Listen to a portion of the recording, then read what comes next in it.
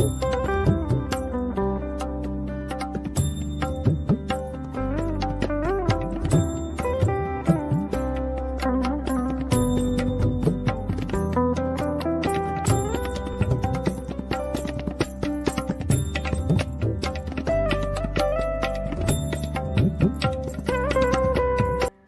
Hello friends, welcome back to my channel middle class life style.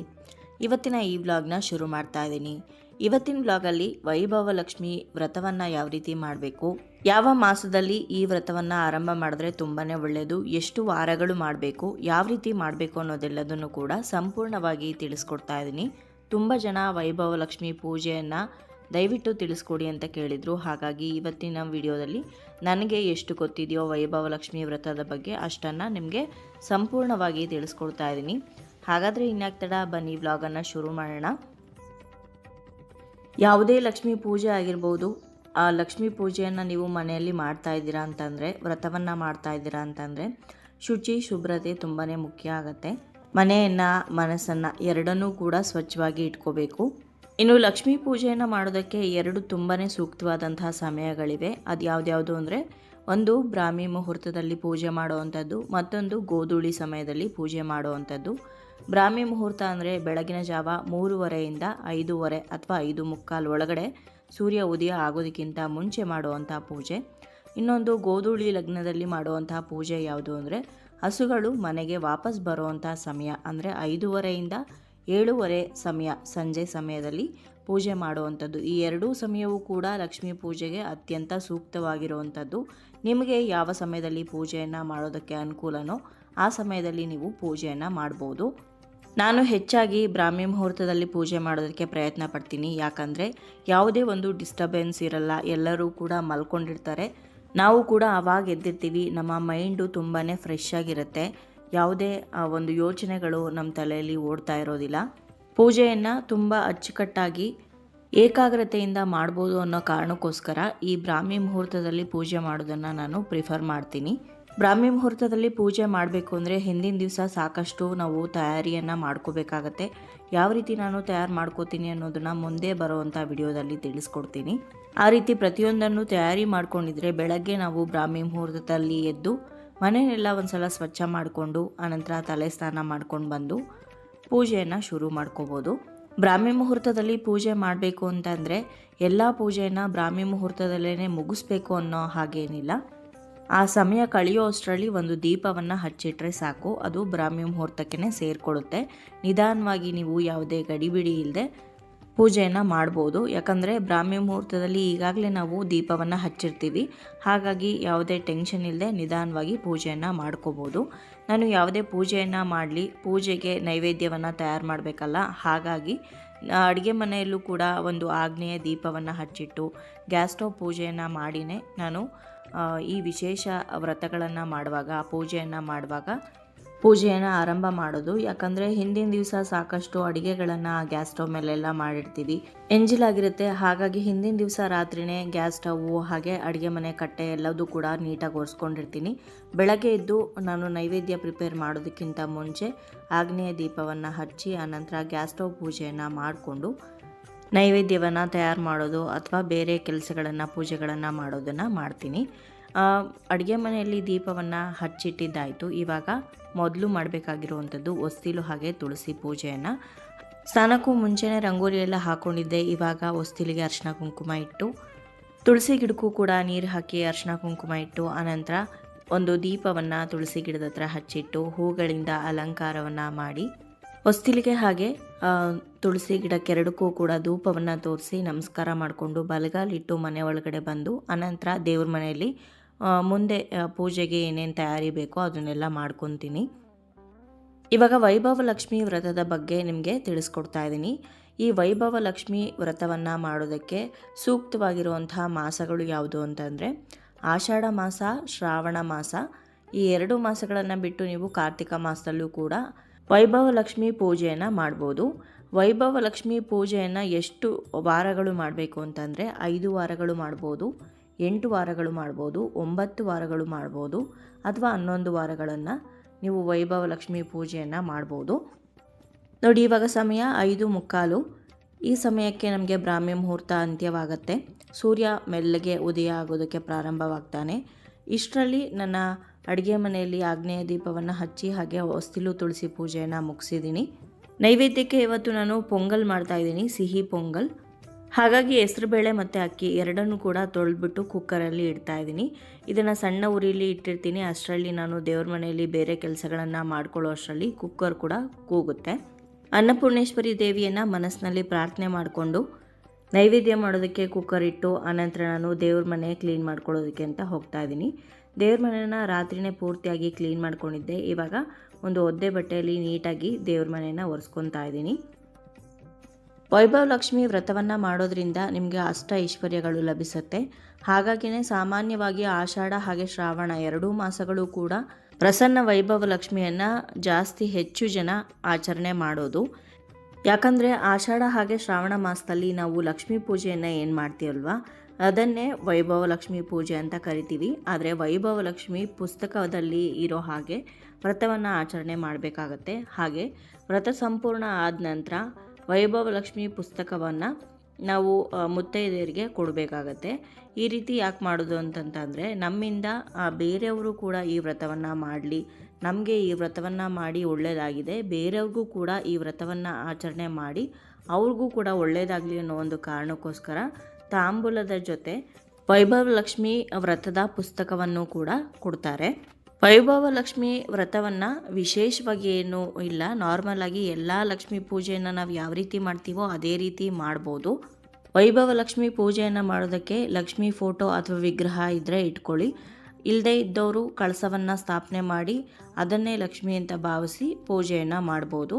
Photo ವಿಗ್ರಹ ಇರಲೇಬೇಕು ಅನ್ನೋ ಅಗತ್ಯ ಕೂಡ ಇರಲ್ಲ. ಇಲ್ಲಿ ನಾನು ಅಷ್ಟದಳ ಪದ್ಮದ ರಂಗೋಲಿಯನ್ನು ಹಾಕಿ ಅದಕ್ಕೆ ಅರಿಶಿನ ಕುಂಕುಮ ಹಾಗೆ ಅಕ್ಷತೆಯಿಂದ ಪೂಜೆ ಮಾಡಿಕೊಂಡು ಅನಂತರ ಇದರ ಮೇಲೆ ಉಪ್ಪಿನ ದೀಪಾರಾಧನೆಯನ್ನು ಮಾಡ್ತಾಯಿದ್ದೀನಿ. ನೀವು ಉಪ್ಪಿನ ದೀಪಾರಾಧನೆಯನ್ನು ಮಾಡೋದಿಲ್ಲ, ವೈಭವ ಲಕ್ಷ್ಮಿ ಪೂಜೆಯನ್ನು ಮಾಡ್ತೀರಾ ಅಂದರೆ ಇದೇ ರಂಗೋಲಿಯ ಮೇಲೆ ಲಕ್ಷ್ಮಿಯ ಕಳಸವನ್ನು ಸ್ಥಾಪನೆ ಮಾಡಿ ನೀವು ಪೂಜೆಯನ್ನು ಮಾಡ್ಬೋದು. ಇನ್ನು ಈ ವೈಭವ ಲಕ್ಷ್ಮಿ ಪೂಜೆಯನ್ನು ಯಾರು ಮಾಡ್ಬೋದು ಅಂತಂದರೆ, ವೈಭವ ಲಕ್ಷ್ಮಿ ಪೂಜೆಯನ್ನು ಮುತ್ತೈದೆಯರು ಮಾಡಿದ್ರೆ ತುಂಬಾ ಒಳ್ಳೆಯದು. ಮದುವೆ ಆಗದೇ ಇರೋವಂಥ ಹೆಣ್ಣು ಮಕ್ಕಳು ಕೂಡ ಮಾಡ್ಬೋದು, ಹಾಗೆ ಗಂಡಸರು ಕೂಡ ಈ ವೈಭವ ಲಕ್ಷ್ಮಿ ಪೂಜೆಯನ್ನು ಮಾಡ್ಬೋದಾಗಿದೆ. ವೈಭವ ಲಕ್ಷ್ಮಿ ಅಂತಂದರೆ ವೈಭವವನ್ನು ಕೊಡೋಳು ಅಂತ. ಹಾಗಾಗಿ ನಿಮ್ಮ ಮನೆಯಲ್ಲಿ ನೀವು ಧರಿಸ್ತಕ್ಕಂತಹ ಚಿನ್ನದ ಒಡವೆಗಳಿದ್ದರೆ ಅವುಗಳನ್ನೂ ಕೂಡ ನೀಟಾಗಿ ಶುದ್ಧಿ ಮಾಡಿ, ಅಂದರೆ ನೀರಿನಲ್ಲಿ ಅವುಗಳನ್ನ ಒಂದು ಸಲ ನೀಟಾಗಿ ತೊಳೆದು ಆನಂತರ ಪೂಜೆಗೆ ಇಟ್ಟು ಪೂಜೆಯನ್ನು ಮಾಡ್ಬೋದು. ಇವಾಗ ನಾನಿಲ್ಲಿ ಲಕ್ಷ್ಮೀ ಕಳಸವನ್ನು ಸ್ಥಾಪನೆ ಮಾಡ್ತಾ ಇದ್ದೀನಿ. ಯಾವುದೇ ಲಕ್ಷ್ಮೀ ವ್ರತವಾಗಲಿ ಪೂಜೆ ಆಗಲಿ ಇದೇ ರೀತಿ ಕಳಸ ಸ್ಥಾಪನೆಯನ್ನು ನೀವು ಮಾಡಬೇಕಾಗತ್ತೆ. ಕೆಳಗಡೆ ಒಂದು ತಟ್ಟೆಯಲ್ಲಿ ಅಕ್ಕಿಯನ್ನು ಹಾಕಿ ಅದರ ಮೇಲೆ ಕಳಸದ ಬಿಂದಿಗೆಯನ್ನು ಇಟ್ಕೋಬೇಕು. ಶುದ್ಧವಾಗಿರುವಂತಹ ನೀರನ್ನು ಆ ಕಳಸದ ಒಳಗಡೆ ಹಾಕಿರಬೇಕಾಗತ್ತೆ. ಅನಂತರ 2 ಚಿಟಿಕೆ ಅರಿಶಿನ, 2 ಚಿಟಿಕೆ ಕುಂಕುಮ, ಸ್ವಲ್ಪ ಅಕ್ಷತೆ, ಒಂದು ಹೂವು, ಒಂದು ನಾಣ್ಯವನ್ನು ಆ ಕಳಸದ ಒಳಗಡೆ ಹಾಕಿ ಅದರೊಳಗಡೆ ಒಂದು ಹೂವು ಹಾಕಿರ್ತೀರಲ್ಲ, ಆ ಹೂವನ್ನು ಆ ನೀರಿನಲ್ಲಿ ಹದ್ಕೊಂಡು ನಾವು ಏನೇನು ಪೂಜೆಗೆ ಇಟ್ಕೊಂಡಿರ್ತೀವೋ ನೈವೇದ್ಯ, ಹೂಗಳು ಎಲ್ಲದಕ್ಕೂ ಕೂಡ ನಿಮ್ಮ ಮೇಲೂ ಕೂಡ ಪ್ರೋಕ್ಷಣೆ ಮಾಡಬೇಕು. ಏನಾದರೂ ಅಶುದ್ಧಿ ಆಗಿದ್ದರೆ ಅದೆಲ್ಲದೂ ಕೂಡ ಶುದ್ಧಿ ಆಗಲಿ ಅಂತ ಗಂಗೆಯನ್ನು ಪ್ರಾರ್ಥನೆ ಮಾಡಿಕೊಂಡು ಅನಂತರ ನೀವು ಕಳಸ ಸ್ಥಾಪನೆಯನ್ನು ಮುಂದುವರಿಸಬೇಕು. ಕಳಸ ಸ್ಥಾಪನೆ ಮಾಡೋದಕ್ಕೆ 5 ವೀಳ್ಯದೆಲೆಯನ್ನು ಇಟ್ಟು ಅನಂತರ ತೆಂಗಿನಕಾಯಿಗೆ ಅರಿಶಿನ ಕುಂಕುಮದಿಂದ ಅಲಂಕಾರ ಮಾಡಿರುವಂಥದ್ದನ್ನು ಈ ಕಳಸದ ಒಳಗಡೆ ಇಡಬೇಕಾಗತ್ತೆ. ಮಾಂಗಲ್ಯವನ್ನು ಹಾಕಬೇಕಾಗತ್ತೆ.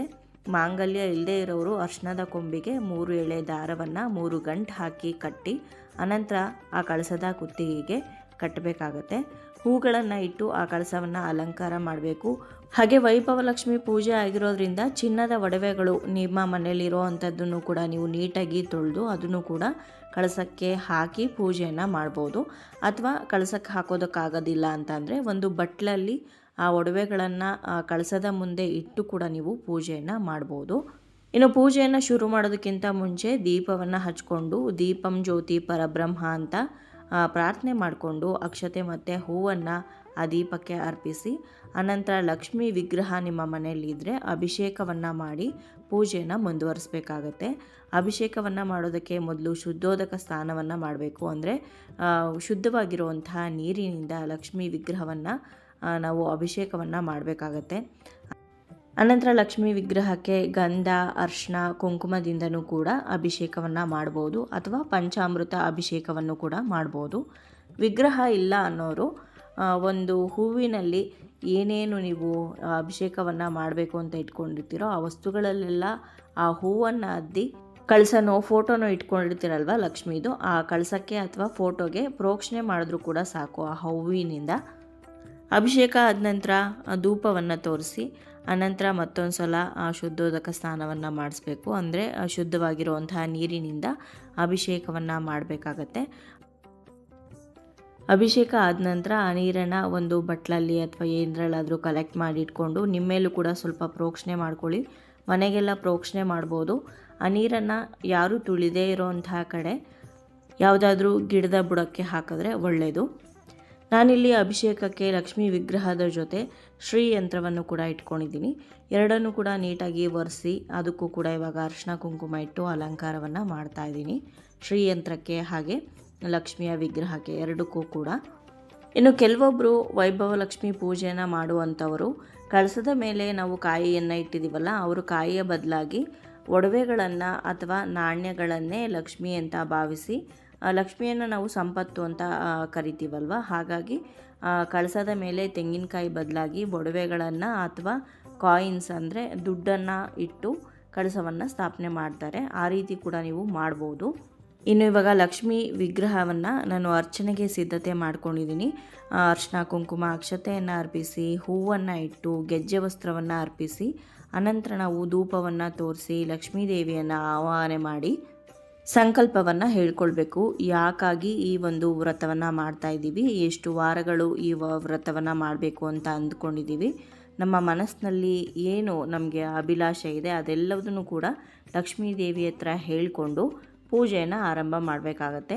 ಆರಂಭ ಮಾಡೋದಕ್ಕಿಂತ ಮುಂಚೆ ಪೂಜೆಯನ್ನು ಗಣಪತಿಯನ್ನು ನೆನಪಿಸ್ಕೊಳ್ಬೇಕು. ಗಣಪತಿಗೆ ಒಂದು ಸಣ್ಣದಾಗಿರುವಂತಹ ಮಂತ್ರವನ್ನು ಹೇಳಿ, ಗಣಪತಿಯ ವಿಗ್ರಹ ಇದ್ದರೆ ಅದಕ್ಕೂ ಕೂಡ ಅರಿಶಿನ ಕುಂಕುಮ ಅಕ್ಷತೆ ಗರಿಕೆ ಹೂವನ್ನು ಅರ್ಪಿಸಿ ತಾಂಬೂಲವನ್ನು ಇಟ್ಟು ಈ ಒಂದು ಪೂಜೆಯಲ್ಲಿ ಯಾವುದೇ ವಿಘ್ನ ಬಾರದೇ ಇರಲಿ ಅಂತ ಗಣಪತಿಯನ್ನು ಪ್ರಾರ್ಥನೆ ಮಾಡಿಕೊಂಡು ಧೂಪವನ್ನು ತೋರಿಸಿ ದೀಪವನ್ನು ಬೆಳಗೋದ್ರ ಮುಖಾಂತರ ನೀವು ಲಕ್ಷ್ಮೀ ಪೂಜೆಯನ್ನು ಮುಂದುವರಿಸ್ಬೋದು. ಇನ್ನು ವೈಭವ ಲಕ್ಷ್ಮಿ ಪೂಜೆಯಲ್ಲಿ ವಿಶೇಷವಾಗಿ ಲಕ್ಷ್ಮಿಯ ಅರ್ಚನೆಗೆ ನಾಣ್ಯಗಳನ್ನು ಬಳಸಿದ್ರೆ ತುಂಬಾ ಒಳ್ಳೆಯದು. ನಾಣ್ಯಗಳಲ್ಲಿ ಅರ್ಚನೆ ಮಾಡೋದು ಬಹಳನೇ ವಿಶೇಷ ವೈಭವ ಲಕ್ಷ್ಮಿ ಪೂಜೆಯಲ್ಲಿ. ನಾನಿಲ್ಲಿ ಲಕ್ಷ್ಮೀ ಕುಬೇರ ಕಾಯಿನ್ಸನ್ನು ಬಳಸ್ತಾ ಇದ್ದೀನಿ. ಈ ಕಾಯಿನ್ಸೇ ಬಳಸಬೇಕು ಅನ್ನೋ ಅಗತ್ಯ ಏನೂ ಇಲ್ಲ. ನೀವು ಮನೆಯಲ್ಲಿ ನಾರ್ಮಲಾಗಿ ₹1, ₹2, ₹5 ಕಾಯಿನ್ಗಳಿರುತ್ತಲ್ಲ, ಅದನ್ನು ಕೂಡ ನೀವು ಪೂಜೆಯಲ್ಲಿ ಬಳಸ್ಬೋದು. ಆದರೆ ಈ ಪೂಜೆಗೆ ಬಳಸಿರುವಂಥ ವಸ್ತು ಅಂದರೆ ಕಾಯಿನ್ಸಿಂದ ಬೇರೆ ಏನು ಕೂಡ ನೀವು ಖರೀದಿ ಮಾಡಬಾರ್ದು. ಹಾಗೆ ಅದನ್ನು ವೇಸ್ಟ್ ಕೂಡ ಮಾಡಬಾರ್ದು. ಅದರಿಂದ ಯಾವುದಾದ್ರೂ ಒಂದು ಪೂಜೆಗೆ ಸಂಬಂಧಪಟ್ಟಂಥ ವಸ್ತುಗಳನ್ನು ಕೊಂಡ್ಕೋಬೇಕಾಗತ್ತೆ. ಅರಿಶಿನ ಕುಂಕುಮ, ಕಡ್ಡಿ ಕರ್ಪೂರ, ತುಪ್ಪ, ಎಣ್ಣೆ, ಈ ರೀತಿ ದೇವರಿಗೆ ಏನು ಬೇಕೋ ಆ ವಸ್ತುಗಳನ್ನು ನೀವು ಆ ಹಣದಲ್ಲಿ ಖರೀದಿ ಮಾಡಬೇಕಾಗತ್ತೆ. ಅದು ₹1 ₹2 ₹5 ₹10 ನೀವು ಯಾವುದೇ ಕಾಯಿನ್ಸನ್ನು ಕೂಡ ಬಳಸ್ಬೋದು. ಆ ಕಾಯಿನ್ಸನ್ನು ವೇಸ್ಟ್ ಮಾಡದೆ ಅದನ್ನು ದೇವ್ರ ಪೂಜೆಗೆ ಬೇಕಾಗುವಂಥ ವಸ್ತುಗಳನ್ನು ಖರೀದಿಸೋಕ್ಕೆ ಮಾತ್ರನೇ ಬಳಸಬೇಕು. ಇನ್ನು ಅರ್ಚನೆ ಮಾಡುವಾಗ ಸುಮ್ಮನೆ ಮೂಕವಾಗಿ ಅರ್ಚನೆ ಮಾಡೋದಲ್ಲ, ಲಕ್ಷ್ಮಿಯ ಅಷ್ಟೋತ್ತರಗಳನ್ನು ಹೇಳ್ಕೊಳ್ತಾ ಒಂದೊಂದೇ ಅಷ್ಟೋತ್ತರಕ್ಕೆ ಒಂದೊಂದೇ ಕಾಯಿನನ್ನು ಹಾಕ್ತಾ ನೀವು ಪೂಜೆಯನ್ನು ಮಾಡಬೇಕು, ಅರ್ಚನೆಯನ್ನು ಮಾಡಬೇಕಾಗತ್ತೆ.